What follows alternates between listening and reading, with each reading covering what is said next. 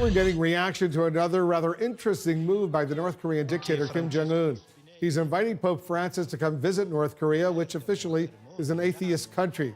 Let's bring in CNN's Brian Todd. Brian, tell us more about this invitation. Wolf, Kim's invitation was passed to Pope Francis at the Vatican today by South Korean President Moon Jae-in. This is seen tonight as a cynical and pretty brassy move from a dictator who's got thousands of Christians in labor camps.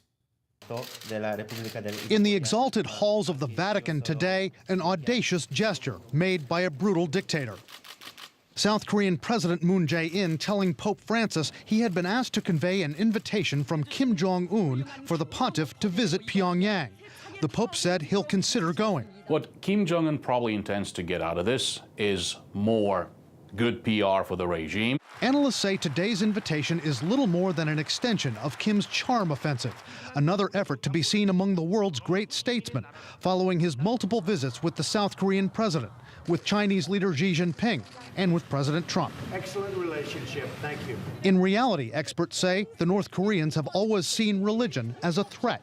Evangelist Billy Graham did visit North Korea twice in the 1990s, but Kim's grandfather, the founder of North Korea, held himself out as godlike and prevented all other forms of religion. Religion was exterminated with extreme prejudice over a period of only a few years under Kim Il-sung. The U.S. government, in a recent report, said Kim's regime's approach to religion is among the most hostile and repressive in the world, quote, known to arrest, torture, imprison, and even execute religious believers. Christians are major targets. There are defector reports of North Koreans trying to sneak Bibles across the border from China, being caught, lined up, huge fish hooks put through their ears, chained together, and marched off to Yodok camps, to concentration camps, precisely because they were Christian. And Americans have been swept up. Kenneth Bay was in a labor camp for nearly 2 years, from 2012 to 2014, accused of planning a religious coup. Fundamentally, it came down to the fact that he was a Christian missionary, and he was basically accused of proselytizing. Bay said he carried rocks and shoveled coal every day, got very sick, nearly died, and was given no hope. There's one prosecutor was assigned to my case for the last year of my imprisonment. He came to me almost every week and said, "No one remember you. You have been forgotten by people, your governments." So what message would the Pope be sending if he goes to Pyongyang? I do see a role for the Pope and for the Vatican in encouraging diplomacy, encouraging peace. I just don't think going to North Korea would be worth that in terms of the message it would send about how the Vatican itself understands the situation on the ground, which is tragic.